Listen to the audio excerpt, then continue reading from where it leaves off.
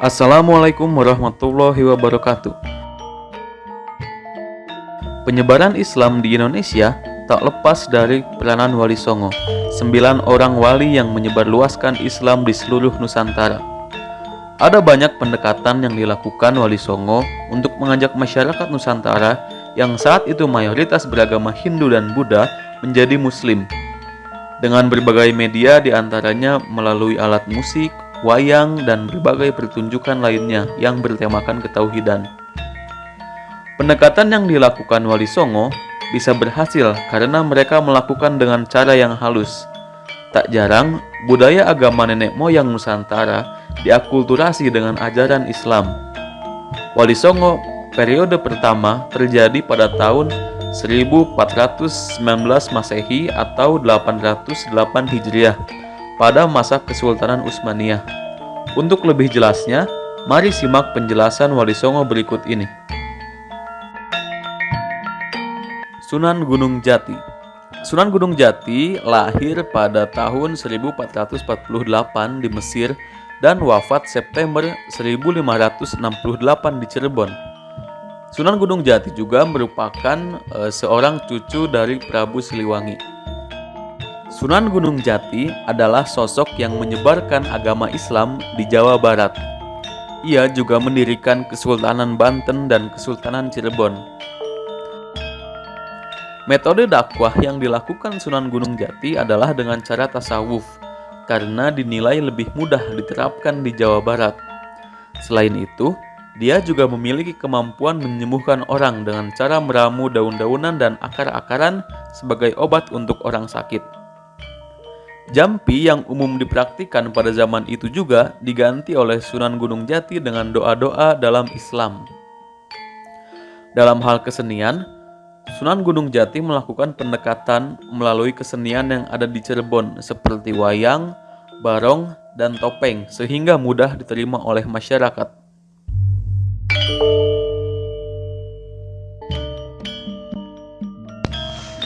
Sunan Gresik adalah salah satu wali Songo yang mempunyai nama asli Maulana Malik Ibrahim. Beliau dianggap sebagai wali Songo yang pertama menyebarkan agama Islam di tanah Jawa. Sunan Gresik memulai dakwah Islamnya di wilayah Jawa bagian timur, tepatnya di Desa Sembalo yang sekarang dikenal dengan nama Leran, Kecamatan Manyar, sebuah wilayah yang terpaut jarak 9 km ke arah utara kota Gresik. Metode dakwah yang beliau gunakan pertama-tama adalah mendekati masyarakat dengan bahasa yang santun dan budi yang ramah tamah. Salah satu faktor terbesar keberhasilan Sunan Gresik dalam dakwahnya karena beliau tidak berusaha untuk menentang adat budaya yang dipercayai oleh masyarakat tersebut, melainkan hanya memperlihatkan betapa indahnya agama Islam. Kemudian, selain melalui pendekatan, beliau pun berdakwah dengan cara berdagang. Perdagangan ini membuatnya bisa berinteraksi dengan halayak ramai, termasuk raja dan para bangsawan, yang akhirnya membuatnya sukses dalam menyebarkan agama Islam. Sunan Gresik wafat pada tahun 1419 Masehi, bertepatan dengan tahun 882 Hijriah, dan dimakamkan di Desa Gapuro Sukokilo, Gresik. Pada makamnya terdapat sebuah inskripsi berbahasa Arab yang maknanya kurang lebih, ini adalah makam almarhum seorang yang dapat diharapkan mendapatkan pengampunan Allah dan yang mengharapkan kepada rahmat Tuhannya yang maha luhur, guru para sultan dan wazir, siraman bagi kaum fakir dan miskin, yang berbahagia dan syahid, penguasa dan urusan agama, Malik Ibrahim yang terkenal dengan kebaikannya. Semoga Allah melimpahkan rahmat dan ridhonya dan semoga menempatkannya di surga. Ia wafat pada hari Senin 12 Rabiul Awal 882 Hijriah. Sunan Ampel adalah salah satu wali Songo yang dikenal sebagai bapak para wali. Karena berkat jasanya dalam menyebarkan agama Islam, maka banyak terlahir para pendakwah yang hebat di Pulau Jawa. Nama asli beliau adalah Raden Rahmat. Beliau lahir pada tahun 1401 Masehi. Beliau adalah putra dari Maulana Malik Ibrahim dan Dewi Chandrawulan yang merupakan saudara kandung istri Raja Majapahit. Dalam menyebarkan agama Islam, Sunan Ampel menggunakan metode pendekatan dengan menerapkan pembaharuan dalam menghadapi masyarakat kelas menengah ke bawah dan menggunakan metode penalaran logis ketika berdakwah di depan para kaum cendekia. Kemudian, selain itu, beliau juga menggunakan metode seni dan budaya sehingga dakwahnya dapat diterima dengan cepat oleh berbagai lapisan masyarakat. Beliau pun menjadi wali yang berpengaruh besar bagi masyarakat wilayah Kerajaan Majapahit, yang mana berkat dakwah beliau, banyak masyarakat yang semula menganut agama Hindu dengan cepatnya memeluk agama Islam. Hal ini yang menjadikannya sebagai salah satu ulama besar yang ada di Nusantara. Sunan Ampel wafat pada tahun 1481 dan dimakamkan tepat di sebelah barat Masjid Ampel yang merupakan masjid terbesar kedua di Surabaya hingga tahun 1905.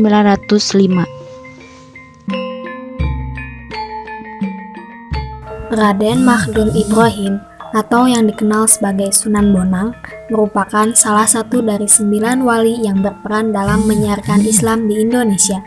Sunan Bonang merupakan putra pertama dari Sunan Ampel. Beliau juga guru sekaligus imam besar yang sangat terkenal dan dihormati di Pulau Jawa.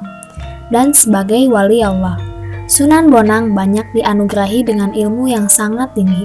Sunan Bonang diperintahkan oleh ayahnya untuk melakukan dakwah di daerah Tuban, Jawa Timur. Beliau mendirikan pondok pesantren sebagai pusat dakwah dan menyebarkan agama Islam melalui penyesuaian adat Jawa. Sementara itu, murid-muridnya berasal dari berbagai daerah. Salah satu murid Sunan Bonang yang terkenal dan sekaligus sahabatnya yaitu Sunan Kalijaga. Cara dakwah Sunan Bonang yaitu 1. Melalui alat gamelan. Gamelan Bonang merupakan jenis alat kesenian daerah yang terbuat dari kuningan dan berbentuk bulat dengan benjolan di tengah. Dalam pementasan wayang, beliau sangat piawai dalam menarik dan membius penontonnya. Setiap aransemennya mengandung zikir yang akan mendorong pendengarnya menuju kecintaan pada kehidupan akhirat. Yang kedua, melalui karya sastra. Selain melalui gamelan, Sunan Bonang berdakwah melalui karya sastra. Di antaranya ada suluk wujil, suluk gentur atau suluk bentur, gita suluk latri, suluk khalifah, dan yang terakhir suluk jebeng.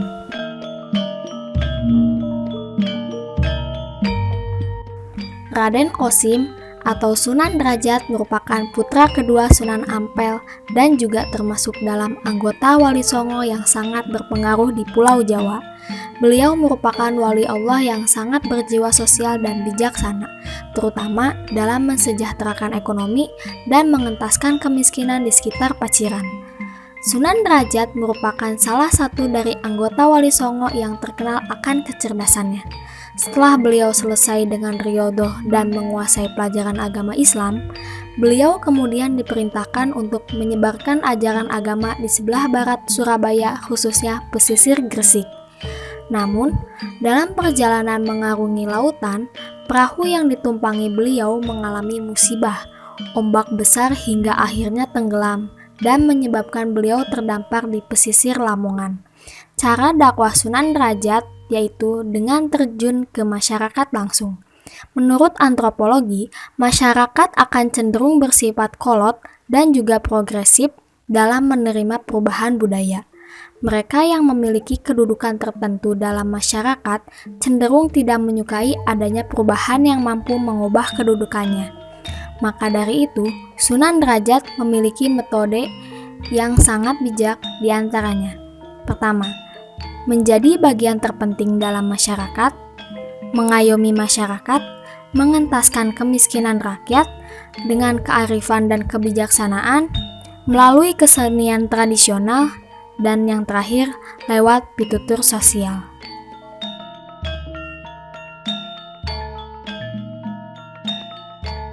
Kudus atau Said Jafar Shodiq Azmat Khan lahir pada tanggal 9 September 1400 Masehi atau 808 Hijriah di Palestina. anak dari Raden Usman Haji atau yang dikenal dengan sebutan Sunan Ngudung, seorang panglima perang Kesultanan Demak Bintoro. Ayahnya merupakan putra dari Sultan di Palestina yang bernama Said Fadl Ali Murtaza atau Raja Pandita atau Raden Santri. Kemudian berhijrah sampai ke Pulau Jawa dan tiba di Kesultanan Islam Demak, lalu diangkat menjadi panglima perang. Sultan Kudus belajar agama dan ayahnya sendiri dan kepada Kiai Telingsing serta Sunan Ampel. Metode dakwah Sunan Kudus. Zaman dahulu mayoritas masyarakat memeluk agama Hindu dan Buddha.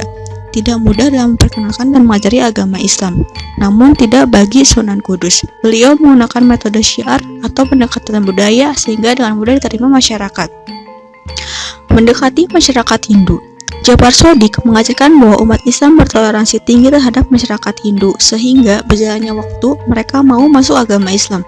Ajaran tersebut berupa menghormati sapi yang dikeramatkan umat Hindu serta membangun menara masjid yang hampir sama dengan bangunan candi Hindu. Mendekati masyarakat Buddha. Beliau membuat tempat wudhu yang berbentuk pancuran sebanyak 8 titik pancuran. Setiap pancuran diberi arca kebo gumarang yang dihormati di agama Buddha. Sehingga mereka menjadi penasaran dan akhirnya masuk ke era masjid, kemudian terpengaruh dengan penjelasan Sunan lalu ikut menjadi umat Islam. Mengubah ritual metoni atau selamatan. Acara ini merupakan acara yang sejak zaman dahulu disakralkan oleh masyarakat Hindu Buddha. Isi dari metoni adalah cara mengungkapkan rasa syukur karena telah dikaruniai seorang anak. Wujud syukur mereka dipersembahkan kepada patung atau arca, bukan kepada Allah Subhanahu wa Ta'ala. Tugas utama Sunan adalah meluruskan isi acara tersebut, yaitu acara dibuat kerjaan Islami dan tidak dihilangkan begitu saja. Peninggalan Sunan Kudus. Masjid dan Menara Kudus disebut juga Masjid Al-Manar atau nama resminya Masjid Al-Aqsa Menarat Kudus. Sebuah masjid yang berada di Kabupaten Kudus, Jawa Tengah. Bangunan masjid dengan gaya arsitektur Islam, Hindu, dan Buddha ini memiliki keunikan dan keindahan sehingga menunjukkan terjadinya proses akulturasi. Masjid yang didirikan pada tahun 1549 Masehi ini ramai dikunjungi masyarakat serta beribadah serta ziarah ke makam Sunan. Pada tahun 1550, Sunan Kudus meninggal dunia saat menjadi imam salat subuh di Masjid Menara Kudus. Dalam posisi sujud, beliau dimakam di lingkungan Masjid Menara Kudus.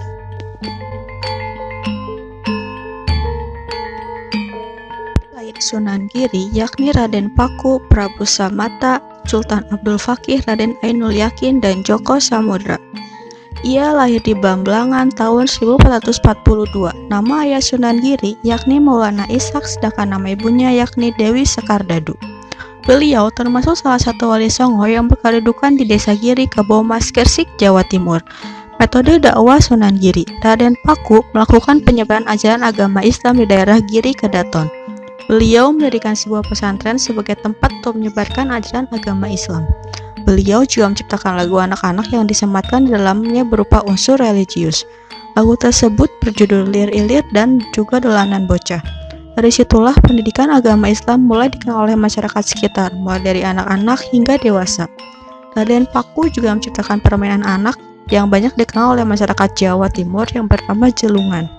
Dalam permainan tersebut, dimaksudkan untuk mengajarkan seseorang dalam menyelamatkan hidup. Caranya adalah dengan berpegang teguh dengan ajaran agama Islam. Peninggalan Sunan Giri. Masjid Besar Ainul Yakin Sunan Giri atau biasa disebut Masjid Sunan Giri terletak di Komplek Makam Sunan Giri di Bukit Giri, Kelurahan Giri, Kecamatan Kebomas, Kabupaten Gresik, Provinsi Jawa Timur. Posisinya berada beberapa langkah di sebelah makam Sunan Giri melewati jalan kecil samping sejerian makam-makam tua. Giri Kedaton. Inilah Giri Kedaton di Gresik. Lokasinya berada di puncak sebuah bukit yang masuk wilayah Dusun Kedaton, Desa Sidomukti, Kecamatan Kebomas, Gresik. Museum Sunan Giri. Museum Sunan Giri adalah destinasi yang berada di area makam Sunan Giri, Gresik. Objek wisata peninggalan sejarahnya dapat mengedukasi masyarakat. Sunan Giri wafat pada Jumat 24 Rabiul Awal tahun 913 Hijriah atau 1506 Masehi dalam usia 63 tahun. Letak makam beliau berada berjarak sekitar 10 menit dari makam Maulana Malik Ibrahim atau Sunan Gresik.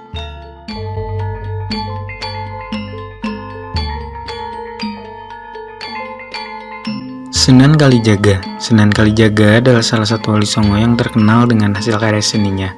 Beberapa di antaranya berupa wayang, lagu dangdang gula, ilir-ilir, dan lain-lain. Beliau dikenal mempunyai karisma tersendiri di antara wali songo yang lain. Sunan Kalijaga memiliki nama kecil Raden Masyahid, putra dari Raden Sahur atau Temenggung Wilatikta. Beliau adalah Adipati Tuban. Sunan Kalijaga berguru pada beberapa guru besar di Nusantara, di antaranya Sunan Bonang, Sunan Gunung Jati, Sunan Ampel, dan masih banyak lagi. Sebelum menjadi wali songo, Raden Masyahid adalah seorang perampok layaknya Robin Hood di film-film yang selalu mencuri di gudang penyimpanan hasil bumi di kerajaannya dan merampok orang-orang kaya. Beliau selalu memberikan hasil curiannya dan rampokannya itu kepada orang miskin. Suatu hari di hutan Jatiwangi, Raden Said melihat seorang kakek tua yang bertongkat emas. Dia berniat merampoknya, namun orang itu ternyata Sunan Bonang. Dari pertemuannya itu, Raden Masyahid dinasihati oleh Sunan Bonang. Lalu setelah dinasihati, beliau meminta berguru kepada Sunan Bonang. Setelah beberapa tahun belajar, dia mulai berdakwah. Dalam dakwahnya, ia mempunyai pola dan cara yang sama dengan guru sekaligus sahabat dekatnya, yaitu Sunan Bonang. Paham keagamaan yang ia sebarkan tidak memaksakan masuk mengubah budaya pada masyarakat, tetapi berusaha mendekatinya atau mengakulturasikannya. Ia sangat toleran pada budaya lokal. Ia berpendapat bahwa masyarakat akan menjauh jika diserang pendiriannya. Maka mereka harus didekati secara bertahap, mengikuti sambil mempengaruhi. Sunan Kalijaga berkeyakinan jika Islam sudah difahami dengan sendirinya, kebiasaan lama sedikit demi sedikit akan hilang. Ia menggunakan seni ukir, wayang, gamelan, serta seni suara suluk sebagai sarana dakwah. Beberapa suluk ciptaannya yang populer adalah lir-ilir dan gundul-gundul pacul. Beliaulah yang menggagas baju takwa, perayaan sekatenan, grabeg maulud, serta lakon carangan layang Kalimasada dan Petruk Dadi Ratu atau Petruk Jadi Raja. Lanskap kota Yogyakarta yang berupa keraton, alun-alun dengan 2 beringin serta masjid dikonsep oleh Sunan Kalijaga.